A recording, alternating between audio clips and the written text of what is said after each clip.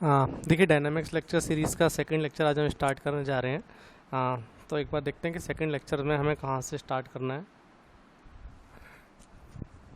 So we are starting with the second lecture of robot dynamics.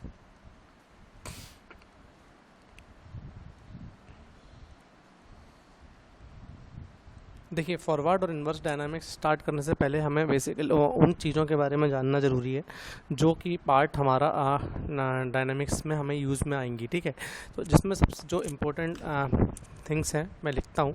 सबसे पहले हम बात करेंगे इनर्शिया प्रॉपर्टीज़ की। ठीक है,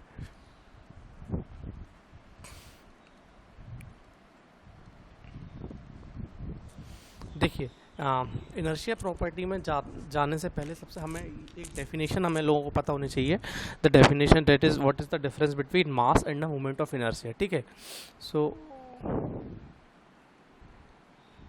we are dealing with the mass and the moment of inertia की क्या है ये मैं आप लोगों को बताता हूँ। देखो मास जो इन्फ्लुएंस करता है वो हमारे लीनियर मोशन को डायरेक्टली की हम बात करके चलते हैं। ठीक है, that is the mass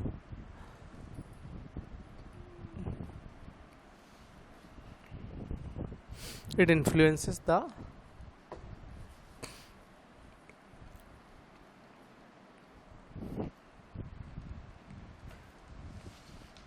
linear motion directly.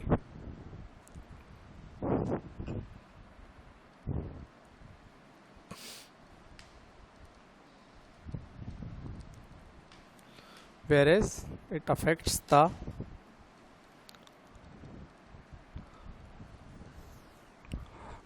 rotational motion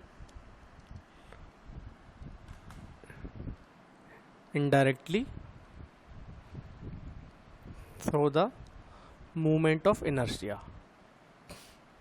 ठीक है, कि जो मास होता है वो लीनियर मोशन को तो डायरेक्टली इन्फ्लुएंस करता है, जबकि रोटेशनल मोशन को वो कैसे इन्फ्लुएंस करता है, by the means of movement of inertia. ठीक है, सो जो मूवमेंट ऑफ इनर्शिया अगर किसी भी ऑब्जेक्ट के बारे में बात करेंगे, it is the property of its mass and geometric shape. ठीक है, that is the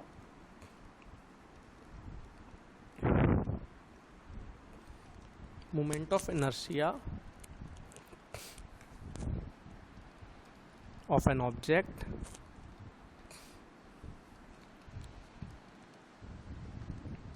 is the property of its mass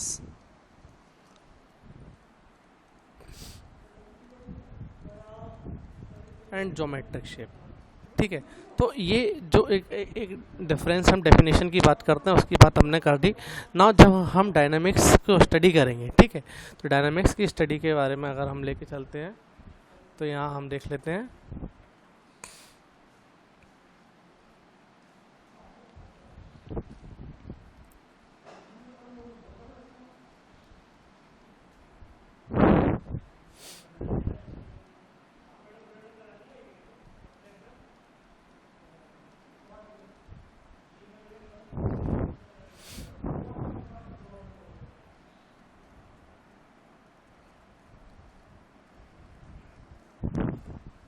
inertia properties like center of mass,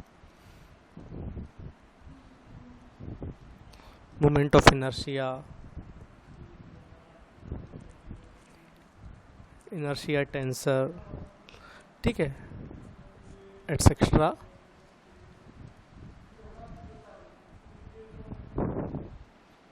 associated with the mass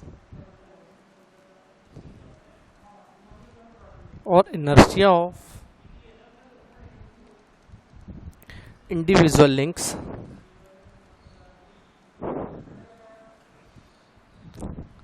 appearing in the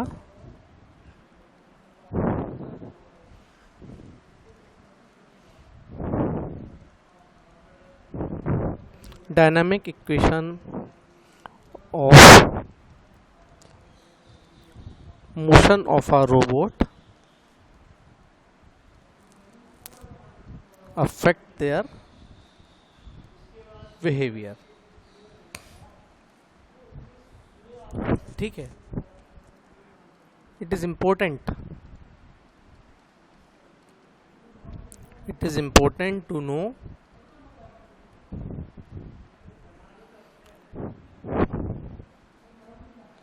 these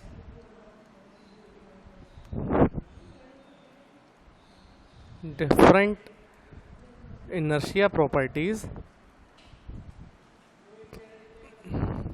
for the dynamics study of a robot. ठीक है कि अब देखिए यहाँ पर हम एक एक करके प्रॉपर्टीज़ जो है वो अपनी कंसिडर लेते जाएंगे।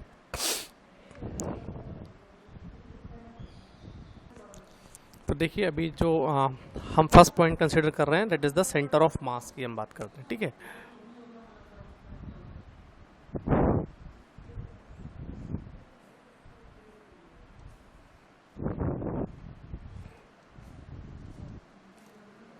जो फर्स्ट हम ले रहे हैं that is the centre of mass.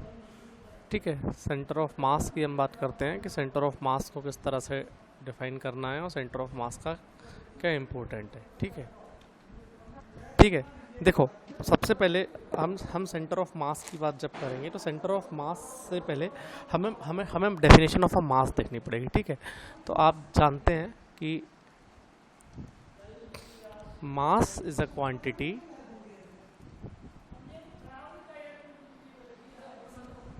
of matter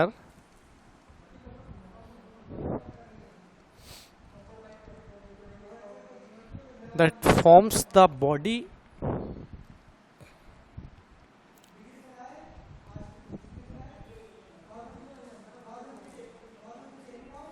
of a certain shape and size। ठीक है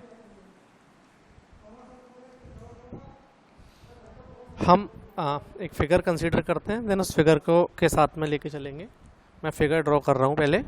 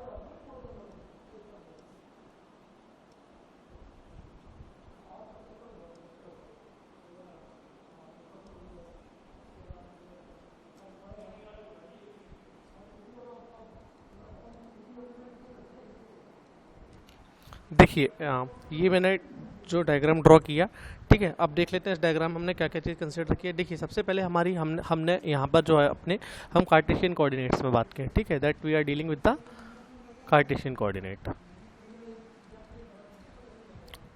और कार्टेशियन कोऑर्डिनेट्स में आप देख रहे होंगे कि हमने एक फ्रेम कंसिडर की है, ठीक है, that is F is your, हमने एफ लिया हमारी Cartesian coordinates frame, okay. F हमारे पास कार्टेशियन कोऑर्डिनेट फ्रेम है, ठीक है। डीवी देखिए हमने डीवी कंसीडर किया, हमने एक डिफरेंशियल वॉल्यूम, ठीक है। डीवी जो हमने लिखा हुआ है ये दिस डीवी इज अ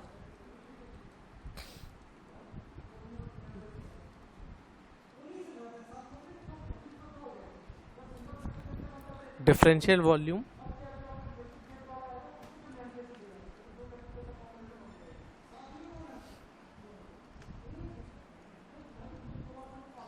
ठीक है। हम ये जो हमने एक अपनी मटेरियल बॉडी बी कंसीडर की है, इस बी बॉडी का हमने एक डिफरेंशियल वॉल्यूम ले लिया जिसे हमने डी बी वी से डिनोट किया है, ठीक है। देन हमने रो लिया है, रो हम कंसीडर कर लेते हैं, rho is the material density, rho हमारे पास में मटेरियल डेंसिटी दी हुई है, ठीक है। पी जो है हमारे पास में, दिस पी, ये पी आप देख रहे होंगे, ये पी आपको क्या बताएगा, this P denotes the your position vector, this P is the position vector,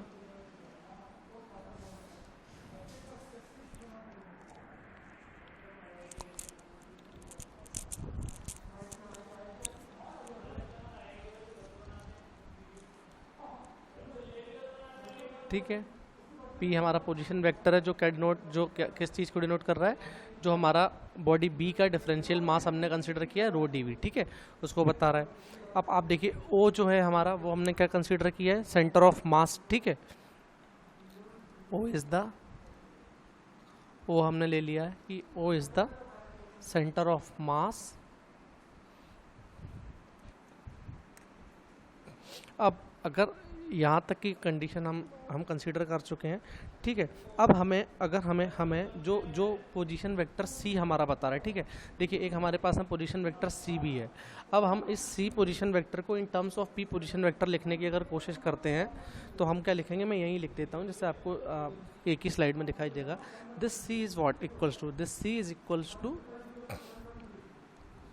1/m, then volume integral position vector P into rho into D we, ठीक है। अब देखिए आपने क्या किया, जो आपकी पोजीशन थी, ठीक है, ये पोजीशन P को आप कहाँ शिफ्ट करा के ले गए, आप इस पोजीशन P को आपने पहले इसको डिवाइड किया किससे, टोटल मास M से, M से मास डिवाइड करने के पास में अब आपके पास में एक पॉइंट मास बन गया, ठीक है।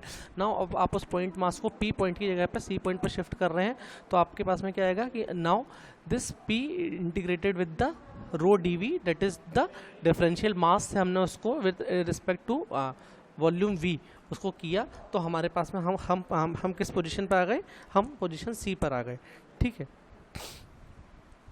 हम एक बार फिर से उस इक्वेशन को लिखता हूँ जिससे आगे का जो पार्ट आपको लिखना है वो समझ में आएगा। इक्वेशन बनी थी हमारी 1/m volume V position P rho D we, ठीक है। यहाँ पर देखिए जो m है हमारे पास में वो बेसिकली क्या है, रो डी वी, क्योंकि अभी हम क्या कंसीडर करके चल रहे हैं कि एक एक एक एक डिफरेंशियल मास लेके चल रहे हैं, ठीक है। सो रो डी वी हमारे पास में क्या हो जाएगा, this rho D we it is the total mass हो जाएगा हमारे पास में, क्योंकि आप देखिए आप टोटल वॉल्यूम V के रिस्पेक्ट में इसको रो डी वी कर रहे हैं, ठीक है। रो आपने क्या कंसीडर किया, it is the material density, this is the differential mass, तो material density into differential mass अगर आप करके इंटीग्रेशन करेंगे तो आपको क्या मिलेगा, total mass of the material body,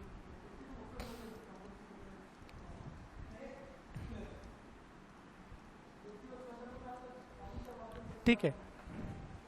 हम जानते हैं अगर हम कंसीडर कर लें कि P equals to C plus R, ठीक है। R भी आपका एक पोजीशन वेक्टर था, देखिए ये दिया हुआ है।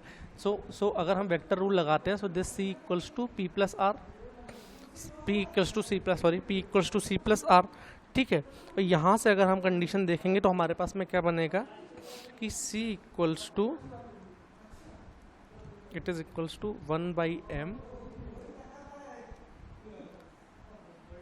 C then rho dv plus 1 upon m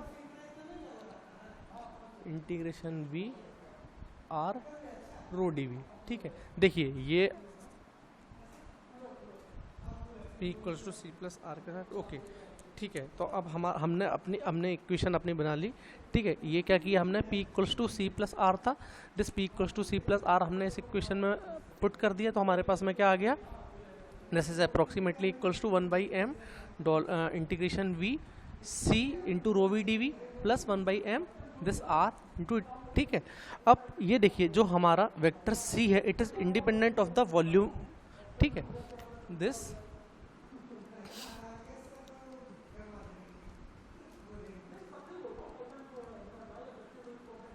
so since this vector c is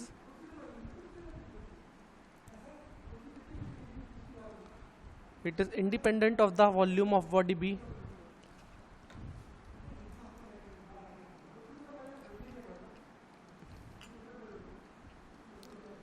ठीक है, ये जो हमारा c वेक्टर बन रहा है ये वॉल्यूम v से तो हमारा इंडिपेंडेंट है। ठीक है, सो इसको हम इंटीग्रेशन साइन से बाहर ले सकते हैं।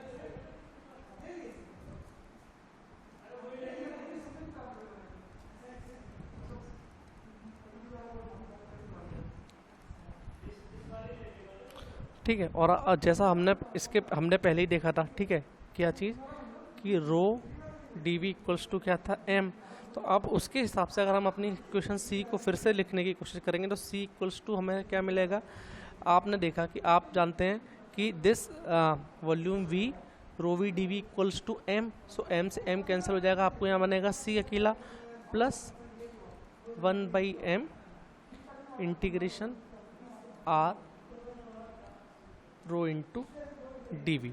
ठीक है, और यहाँ से इमीडिएटली हमें क्या मिलेगा, दैट इज इस कंडीशन से कि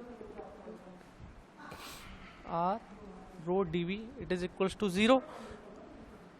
ठीक है, तो यहाँ से हमें क्या पता लगा है, ये जो हमारी को प्रॉपर्टी मिली, ये हमारी प्रॉपर्टी हमें क्या बता रही है। सो दिस प्रॉपर मैं यहाँ पे मेंशन करता हूँ कि this property is associated with what, so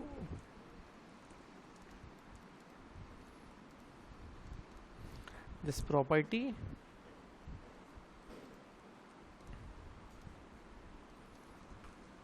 associated with the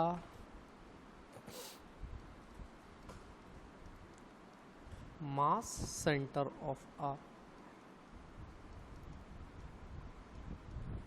rigid body। ठीक है, ये हम इसको यहाँ यूज करेंगे जब हम एंगुलर मोमेंटम डिटरमाइन करने की कोशिश करते हैं ना। So this will be used in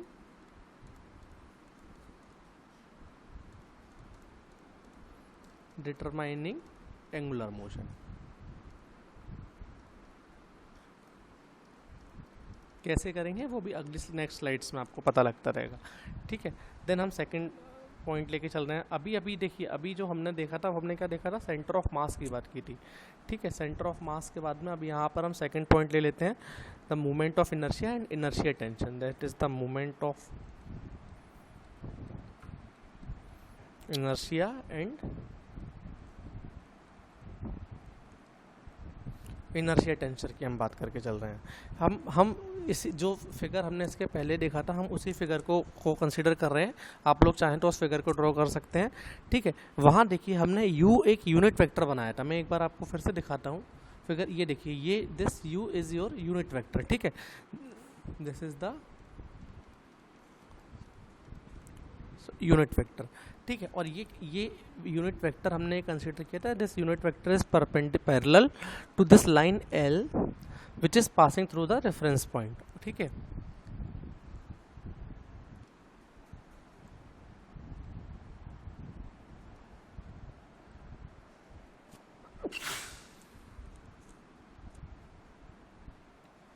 यहाँ। ठीक है, हम मेंशन करते हुए चलता हूँ that let u be the unit vector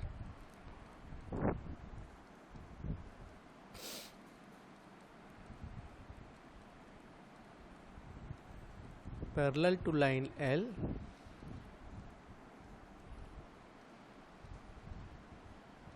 passing through a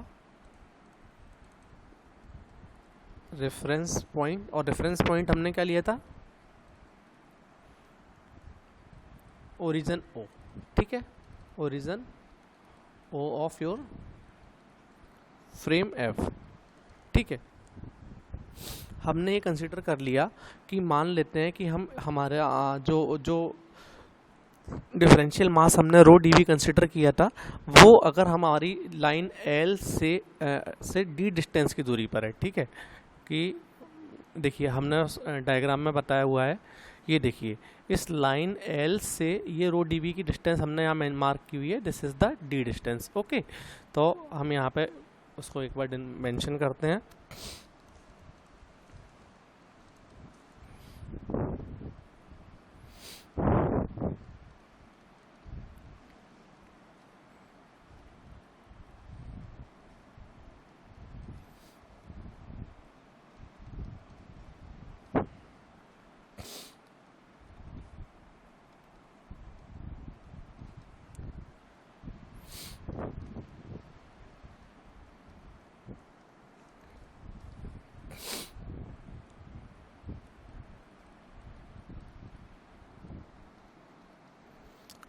इस कंडीशन में जब हम mass moment of inertia of body B with respect to line L लिखने की कोशिश करेंगे, तो वो हमें एक स्केलर क्वांटिटी मिलेगी, और हम उसे किस तरह से लिखेंगे,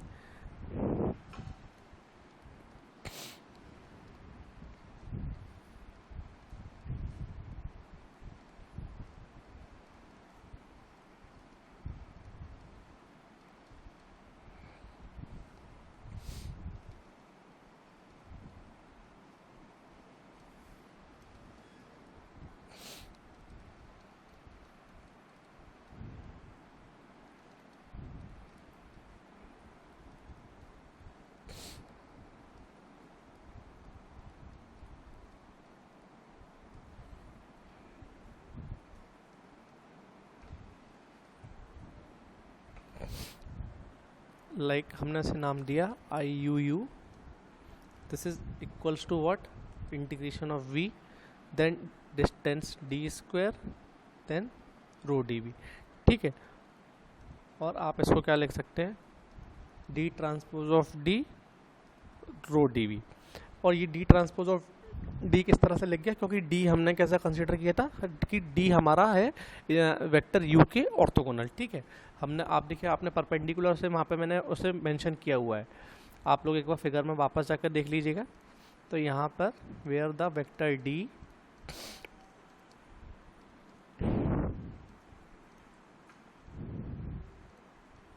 is orthogonal to the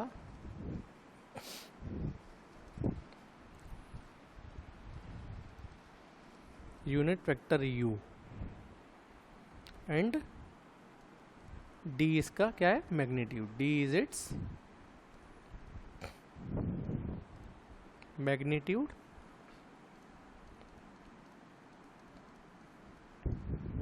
which is equals to what, so this D is equals to magnitude of P cross U, ठीक है। देखिए पोजीशन वेक्टर P है आपका, ये देखिए इस पोजीशन वेक्टर P और इस यूनिट वेक्टर U के, ठीक है। तो ये D डिस्टेंस अगर आप देखेंगे तो D डिस्टेंस क्या हो जाएगी, ये क्रॉस मल्टीप्लिकेशन होगी P क्रॉस U का। सो यहाँ पर ये दिस सिंबल डिनोट्स द कि हम यहाँ पर इसके मैग्नीट्यूड की बात कर रहे हैं, ठीक है। So this becomes P cross U।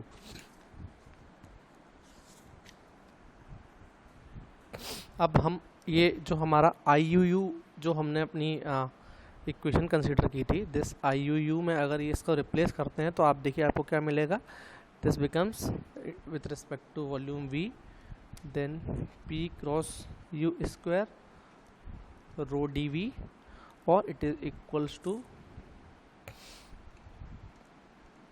P cross U transpose into P cross U rho D V. और यहाँ से अगर आप इसे लिख सकते हैं तो आपने इसको लिख लिया कि U transpose into I you. ठीक है, सिर्फ डिनोशन आप इसको करते जा रहे हैं। जहाँ पर हमने क्या कंसिडर किया, that is where P cross U transpose into P cross U equals to, जब आप इसको करेंगे तो आपको क्या मिलेगा, this part becomes P transpose into P and this part become u transpose into u, then minus p transpose of u का whole square. पर ये आपको इक्वल टू क्या हो जाएगा, यहाँ से अगर हम u ट्रांसपोज कॉमन कर देते हैं then this becomes p transpose of p into 1 minus p transpose into u।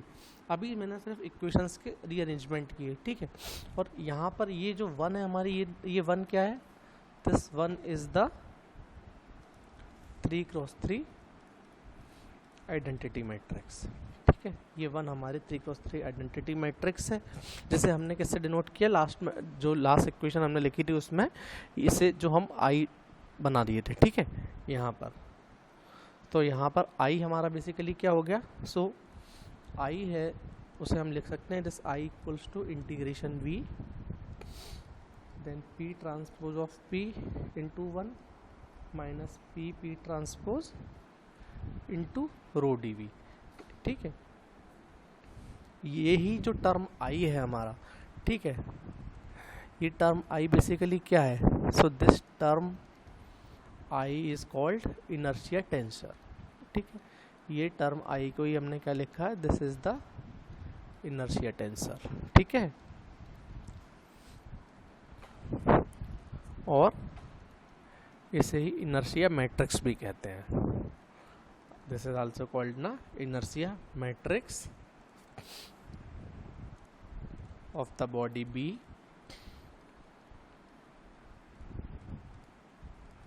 About the point O. ठीक है, अब अगर इसकी हम प्रॉपर्टी की बात करते हैं, so this inertia matrix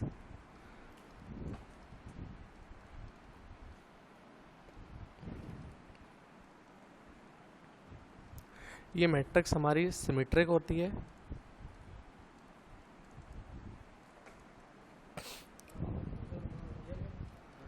and positive definite होती है। ठीक है,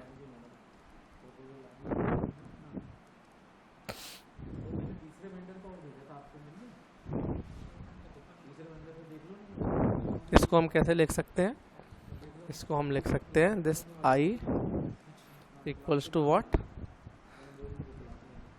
आई X X, I X Y, I X Z, this part is I Y X, I Z X, I Y Y, I Y Z, I Z Y and I Z Z. ठीक है, तो इस matrix को हम इस तरह से लिख सकते हैं, और अगर इस तरह से हम लिखेंगे तो हम अपने आई X X I Y Y जो हैं बेसिकली वो क्या हो रहे हैं, उन्हें देखो आप कि वो हैं हमारे this I X X equals to volume this Y square plus Z square into rho D V, I Y Y है हमारा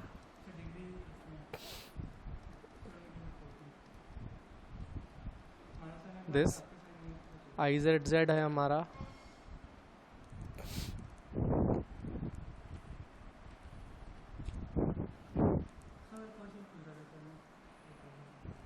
आई एक्स वाई और आई वाई एक्स, क्योंकि सिमेट्रिक मैट्रिक्स है। ठीक है, this is equals to what, integration X Y rho D V. Similarly I Y Z और I Z Y हमारा same equal होगा, जो किसके इक्वल हो जाएगा, this is equals to Y Z rho D we.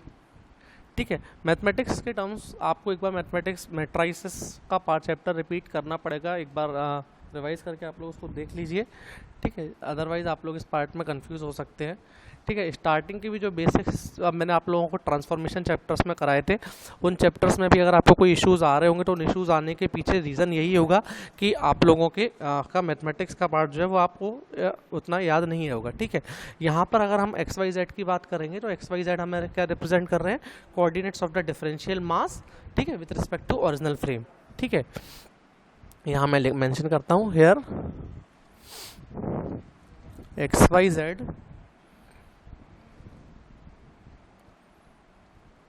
it represents the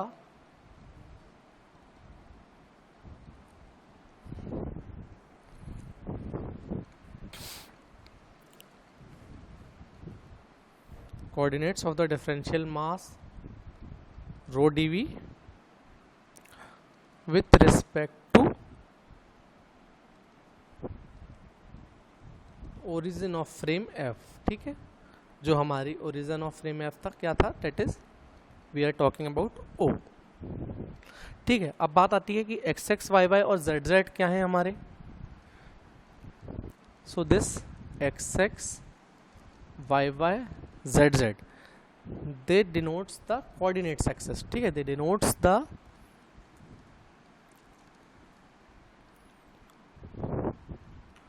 coordinate axis X Y Z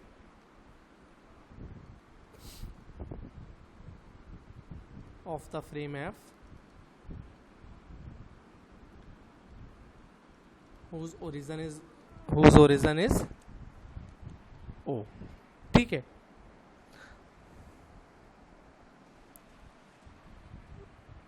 with respect to what, with respect to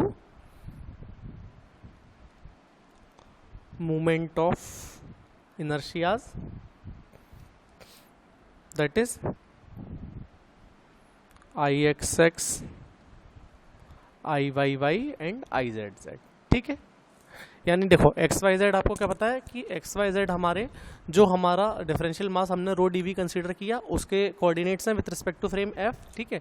now X X Y Y Z Z हमने क्या consider किया कि X X Y Y Z Z हमारे, ठीक है, जो moment of inertia है हमारे I X X I Y Y I Z Z, ठीक है, उनके कोऑर्डिनेट्स हैं with respect to of the original frame, ठीक है।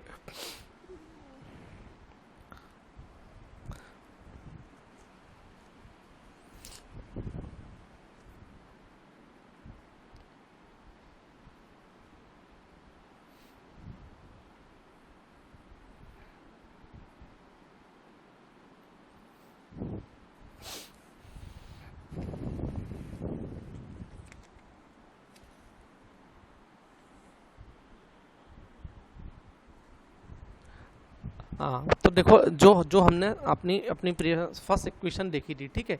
फर्स्ट इक्वेशन हमारी जो क्या थी, हमारी इक्वेशन हमने जो फर्स्ट इक्वेशन लिखने की कोशिश की थी वो हमारी थी that is I U U, हमने जो कंसीडर किया था volume integral D square rho D we, ठीक है। अब यहाँ पर अगर आप देखते हो कि जैसे हमने क्या कंसीडर किया कि जो वेक्टर डी है या जो डिस्टेंस डी की हमने बात की थी वो हमने क्या ली थी कि it is independent of volume of the body V, ठीक है। That is the distance D और vector D,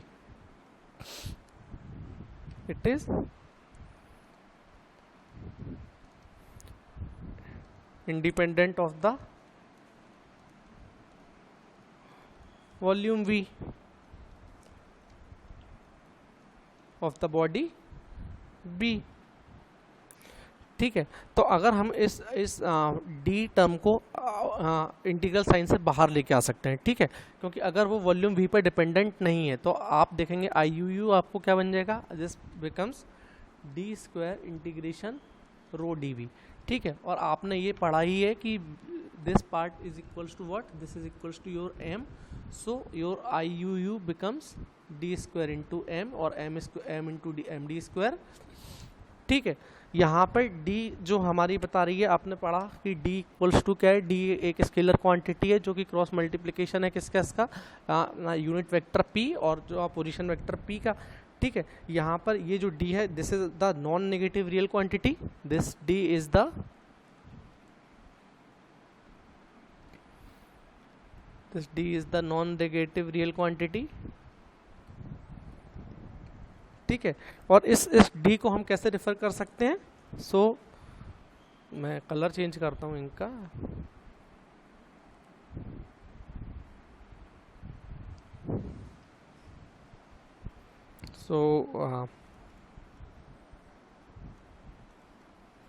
this scalar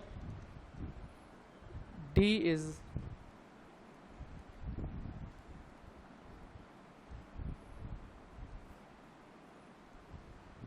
referred as the radius of gyration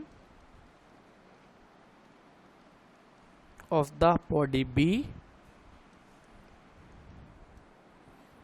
with respect to line L। ठीक है, देखिए अभी इस वीडियो में मैंने आपको कुछ भी नया बताने की कोशिश नहीं किया है। हमने सिर्फ क्या चीज़ सीखी है कि हमने कि what is moment of inertia. ठीक है, हम यहाँ से शुरू किए थे कि इनर्शिया प्रॉपर्टीज़ के बारे में हमने जाना कि मोमेंट ऑफ इनर्शिया, मास के बारे में हमने डिफरेंशिएशन पढ़ा, देन सेंटर ऑफ मास को हमने देखने की कोशिश की, देन सेंटर ऑफ मास के साथ में हमने कि अगर हमारे एक इंडिपेंडेंट बॉडी बी के एक डिफरेंशियल मास को कंसिडर करा और उसे दूसरे पॉइंट पर डिफाइन करना है तो किस तरह से डिफाइन किया जाएगा वो देखा। ठीक है, देन हमने मोमेंट ऑफ इनर्शिया और इनर्शिया टेंसर की बात की। इनर्शिया टेंसर का हमने इक्वेशन बनाया, उस इक्वेशन को हमने पूरा कम्प्लीटली सॉल्व करने की कोशिश की कि वो हमारा जो पोजीशन वेक्टर जो वेक्टर डी बन रहा था हमारा, उस वेक्टर डी को हमने कैसे डिफाइन किया कि it is the scalar quantity और cross multiplication of position vector P with the unit vector U. Then उसके बाद हमने पार्ट्स रिप्लेस कर दे गए और हमने जो एक हमारी 3x3 की आइडेंटिटी मैट्रिक्स बनी। देन हमने आई से जैसे डिफाइन किया, हमने बताया कि this I is called the inertia tensor और द इनर्शिया मैट्रिसेस, जिसको हम डिटरमाइन करने की कोशिश कर रहे थे of the large body V about its origin O. ठीक है, इस इनर्शिया में ये हमने देखा कि this inertia matrix is symmetric and positive definite, और इसको हमने किस तरह से लिखा कि this inertia matrix is written like this। ठीक है, अब क्योंकि हमने देख लिया था कि ये मैट्रिक्स सिमेट्रिक है, हमने इसके कंपोनेंट्स देखने की कोशिश की। So this I X X I Y Y. ठीक है, आप देखिए आई यू यू आपने देखा था, आई यू यू आपका क्या था, ये लिखा हुआ है आपने। ठीक है, आई यू यू जो था हमारा वो था D square rho D we. ठीक है, अब नाउ जो डिस्टेंस की बात की जा रही है, जब हम एक्स एक्सिस के करस्पॉन्डिंग एक्स एक्स वेक्टर लेके चल रहे हैं तो वहाँ पर हमारा डी की वैल्यू क्या हो जाएगी, D square equals to Y square plus Z square. ठीक है, जब वाई एक्सिस की बात करेंगे तो D square plus X Z square plus X square, then Z axis की जब बात करेंगे तो X square plus Y square. Similarly जब हमने independently I X X Y Y Z and Z X की डिटरमाइन करने की बात की, तो क्योंकि ये हमारे सिमेट्रिक मैट्रिक्स थे, सिमेट्रिक मैट्रिक्स होने की वजह से I X Y is equals to I Y X and I Y Z and I X Z is equals to I Z Y and I Z X respectively, जिसकी values भी हमने यहाँ पे लिखी कि दिस वैल्यू, ये सारी की सारी वैल्यूज़ हमने लिखने के लिए अपनी बेसिक इसी मैट्रिक्स का इस इक्वेशन का यूज़ किया है। देन हमने यहाँ पर देखा कि हमारी बेसिकली एक्स वाई जेड हमारे कोऑर्डिनेट्स क्या रिप्रेजेंट कर रहे हैं कि this coordinates represent the differential mass जो रो डी वी है with respect to original frame, origin of the frame O की बात की हमने देखा X X Y Y Z Z V N जो हमारे वो क्या डिनोट कर रहे हैं, वो हमारे X Y Z coordinates of frame denote कर रहे हैं with respect to what, with respect to the moment of inertia. Moment of inertia आप जानते हैं क्या होता है कि जब भी आपकी कोई बॉडी रोटेशनल मूवमेंट कर रही होती है तो रोटेशनल मूवमेंट करते समय हम उसमें मोमेंट ऑफ इनर्शिया की बात करते हैं rather than the mass. Then हमने ये देखा कि अब अगर हम इस हिसाब से लिखने की कोशिश करते हैं तो जो आई यू यू हमारा फॉर्मूला था वो फॉर्मूला क्या था, D square rho into D V, और आप जानते हैं rho V the volume integration of rho into is equals to the mass.